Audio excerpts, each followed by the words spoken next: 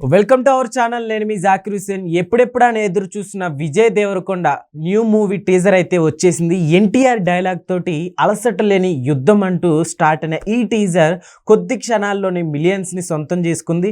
So ఫైనల్గా Kingdom teaser review అడిగి తెలుసుకుందాం. ప్రస్తుతం మనతోటి సినీ క్రిటిక్ దాసరి విజ్ఞాన్ ఉన్నారు. వెల్కమ్ చెప్పేద్దాం. Hi sir. నమస్తే. ఎన్టీఆర్ గారి డైలాగ్స్ తోటి మూవీకి ఇంకా బజ్ పెరిగింది అంటున్నారు కొంతమంది, మీరే చెప్తారు? Yes, of course. సరే, మొత్తానికైతే ఎన్నో అంచనాల మధ్య కింగ్డమ్ అనే మూవీ టీజర్ రిలీజ్ అయింది. అసలు ఎవరు ఎక్స్పెక్ట్ చేయలేదు బేసికల్లీ. నిన్నగాక మొన్న విజయ్ దేవరకొండ కుంభమేళాకి వెళ్ళిన తర్వాత అక్కడ వాళ్ళు పూజలు చేసుకున్న తర్వాత వాళ్ళు ఏదో కోరుకున్న తర్వాత రిలీజ్ అయినటువంటి టీజర్. ఏదో కుంభమేళా జర్నీ అంతా వాళ్ళది కొంచెం గందరగోళంగా జరిగింది. పాపం వెళ్ళేటప్పుడు ఫ్లైట్ డిలే, ఆ తర్వాత అక్కడ కొంచెం ఏదో మొత్తానికి అయితే అద్భుతంగా చేసుకొని వచ్చేసారు. ఒక మంచి టీజర్ అనేది రిలీజ్ అయ్యింది. ఇకపోతే ఇది ఎలా ఉంది, ఈ డైరెక్టర్ ఏంటో మొన్నటిదాకా క్లాసీగా వచ్చి సడన్గా ఇంత రక్తపాతం, ఈయన వల్ల ఇద్దా, అసలు ఈయన కూడా ఇలా తీస్తాడా అనే ఒక క్వశ్చన్ మార్క్ కలిగింది ఫస్ట్ టైం ఇది చూస్తే. Obviously Naveen Nooli editing, John Girish వాళ్ళ సినిమాటోగ్రఫీ కానివ్వు, అనిరుద్ధ్ మ్యూజికల్ కానివ్వు, అన్నీ కూడా బాగానే ఉన్నాయి. కాకపోతే ఏంటంటే ఫస్ట్ ఈ డైరెక్టర్ ఇలాంటి సినిమా తీయడం ఏంటా అనేదే ఇంకా అసలు పోట్ల మైండ్లోంచి. ఎందుకంటే నవీన్ నూలి ఏ సినిమా అయినా ఎన్నో సినిమాలు రక్తపాతాలు కత్తిరించి ఉన్నాడు. జాన్ అండ్ గిరీష్ అంటావా, వాళ్ళ తీత కూడా అంతే ఉంటుంది. అనిరుద్ధ్ జైలర్ లాంటి వాటికి కూడా కొట్టరు, అది కూడా అంతే కదా, నరకుడులే. సో విజ్ఞాన్ గారు టీజర్ లో చూసుకుంటే కొంచెం కేజీఎఫ్ అట్లానే సార్ ఎలివేషన్స్ చూస్తుంటే అట్లా కనిపిస్తుంది. సో మీకు ఎలా అనిపించింది? నాకైతే ఎప్పుడు అలా అనిపించలేదు. నేను ఎప్పుడైనా సరే ఏ సినిమానే చూస్తా. అసలు ఊరికి దేశానికి ఎందుకు పనికిరాని గాడిదలే ఈ సినిమాని దానితోని దీంతోని కంపేర్ చేస్తారు. నేను సీరియస్లీ చెప్తున్నా. మనుషులై పుడతారో ఇంకేంటో తెలియదు. ఏ ఎలివేషన్ కానీ ఇప్పుడు ఒక మంచి విజువల్ వండర్స్ ఇది బాహుబలి లాగా ఉంది అంటారు, అదేదో ఉండదు ఇది దానిలాగా ఉంది.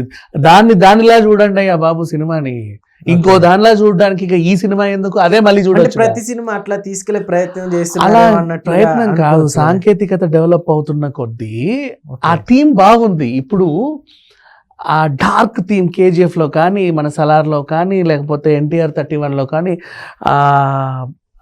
భగీరా లాంటి సినిమా కానీ, అంతకుముందు ఆయన తీసే అధీరా కానీ, వీటికి ఏంటంటే ఆ టైప్ ఆఫ్ సెన్స్ బాగుంటుందని అనిపించింది.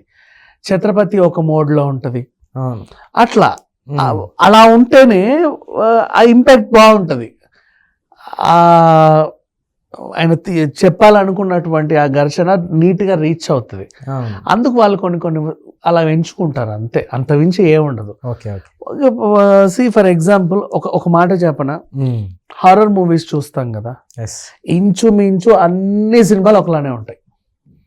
100కు 99 అనుకోకుండా ఏదో పాడుపడ్డ బంగ్లా దొరుకుతుంది, అందరు అందులోకి పోతారు, ఏదో భయపెడతా ఉంటుంది, భయపడి లాస్ట్కి వస్తూ ఉంటారు. ఆ బంగ్లా అడవిలో అని ఉండొచ్చు, ఊరి చివరని ఉండొచ్చు, ఇంకొక ఊరికి కొంచెం దూరంగానే ఉండొచ్చు. ఇంతేగా హారర్ సినిమాలన్నీ ఇంతే బేసికల్లీ. అప్పుడు ప్రతిసారి ఏ సినిమాకి ఆ సినిమా భయపడుతూ కొత్తగా చూస్తూనే ఉంటాం. నెక్స్ట్ గ్రామ దేవతల సినిమాలన్నీ ఇంచుమించు ఒకటే. అమ్మోరుతో స్టార్ట్ అయినప్పటి నుంచి చూస్తే మీరు ఎన్ని గ్రామ దేవతలు చూసినా, ఆ తల్లి, ఈ తల్లి, పెద్దమ్మ తల్లి, చిన్నమ్మ తల్లి, ఎన్ని సినిమాలు చూసినా ఇంచుమించు అన్నీ ఒకటే ఫ్లో. అమ్మవారు వస్తుంది, అక్కడ ఎవడో విలన్ ఉంటాడు, వాడిని చంపేస్తే ఆ సినిమా అయిపోతుంది. కాకపోతే కథలో కొన్ని మలుపులు, ఒక్కొక్కరు ఒక్కొక్క అంశం ఎంచుకుంటా ఉంటారు. ఇప్పుడైనా సరే కింగ్డమ్ గురించి మళ్ళీ మాట్లాడుకున్నా, ఇంచుమించు ఆయన ఎంచుకున్న ఫ్లేవర్ అది, ఓకేనా? ఇంకా అలాంటప్పుడు ఇదేమో దానిలా ఉంది, అది దీనిలా ఉంది అని అనకూడదు. సినిమా ఎప్పుడు ఇట్స్ నాట్ ఏ పజిల్. మనం 200 300 పెట్టి ఇక్కడ కూర్చున్నాము అంటే ఆ సినిమా చూడడానికి కూర్చున్నాం మనం, అంతేగాని 300 టికెట్ కొనుక్కొని వచ్చి మనం పజిల్ గేమ్ ఆడడానికి రాలా. ఇట్లా రౌండ్ పెట్టి ఇది అందులో ఉంది, ఇది ఇందులో ఉంది, ఈ మ్యూజిక్ అందులో ఉంది, ఇంకా ఈ సినిమా ఎందుకు? ఏదేమైనా ఇంకా కింగ్డమ్ గురించి మాట్లాడుకుంటే, ఇది శ్రీలంక బ్యాక్డ్రాప్ జరిగినటువంటి సినిమా. మనకి దేశానికి 1947 స్వాతంత్రం వచ్చిన తర్వాత నుంచి ఒక 40 ఏళ్ళ వరకు ఆ బార్డర్లో ఏం జరిగింది అనేది స్టోరీ.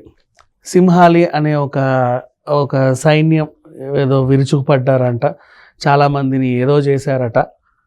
అందులో చిన్నప్పుడే అదంతా చూసి ఒక అబ్బాయి పారిపోయాడంట. తర్వాత వీళ్ళందరూ మాకు నాయకుడు ఉంటే బాగుండు అని భావించినప్పుడు ఆయన వచ్చాడట. వీళ్ళు ఈ కథ నాకు తెలిసినంత వరకు నేను చెప్పేది. సినిమాలో కూడా ఇదే ఉండిద్ది అంటారా స్టోరీ? నాకు తెలిసినంత వరకు I don't know whether it is. So ఇది తెలిసింది. సో ఆ నాయకుడు వచ్చి వాళ్ళని ఎలా ఉద్ధరించాడు అనేది స్టోరీ. ఇది కూడా కామన్ పాయింటే కదా. అంతే కదా. ఈవెన్ సలార్ కూడా అంతే. చిన్నప్పుడు అక్కడి నుంచి వెళ్ళిపోయి తర్వాత ఒక నాయకుడై తిరిగి రావడం, అక్కడ ఏదో జరిగితే.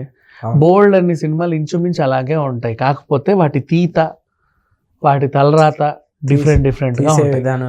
అంతే, అంత మించి ఇంకేం ఉండవు. ఇప్పుడు ప్రేమ కథలు ఏమి లేదు, ప్రేమించుకుంటారు, అయితే తండ్రో తల్లో ఎవడో ఐ డోంట్ వాంట్ యూ అంటారు, లేచిపోయి పెళ్లి చేసుకోవాలి, వాళ్ళకు కొన్ని కష్టాలు, లాస్ట్కి గెలిచారా లేదా కథ.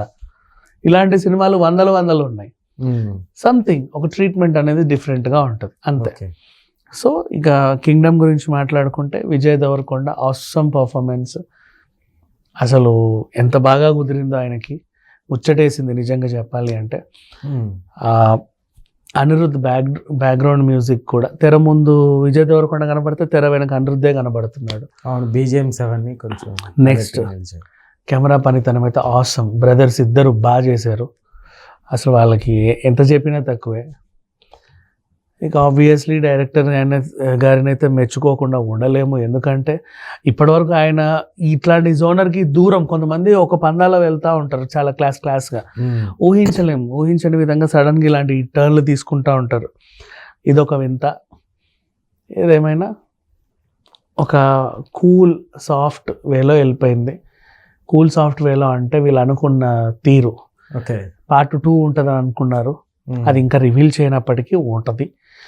పార్ట్ 2 ఎక్స్పెక్ట్ చేయొచ్చు అంటే 100% ఎక్స్పెక్ట్ చేయొచ్చు. ఇలాంటి సినిమాలకి ఎన్ని పార్ట్లైనా ఎక్స్పెక్ట్ చేయొచ్చు.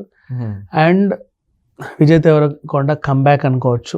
కంబ్యాక్ ఏంటలే, హీఈస్ ఆల్రెడీ ఎప్పుడు అలాగే ఉన్నాడు. సినిమా హిట్లు ఫ్లాప్లు పక్కన పెట్టేస్తే తన అభిమానులు ఎప్పుడు అలాగే ఉన్నారు. అండ్ ఎలాగైతే ఒకప్పుడు పెద్ద పెద్ద హీరోలు ఇక్కడికి వచ్చి స్టూడియోలు కట్టి తర్వాత వాళ్ళ వారసుల్ని దింపారు, విజయ్ దేవరకొండ కూడా ఏ బ్యాక్గ్రౌండ్ లేకుండా వచ్చాడు. థియేటర్లు కొనుక్కున్నాడు, ఓన్ బ్రాండ్ వస్త్ర వ్యాపారంలోకి వచ్చాడు, వాళ్ళ తమ్ముడిని దింపి ఆయన ఆ పిల్లోడికి సక్సెస్ ఇచ్చాడు.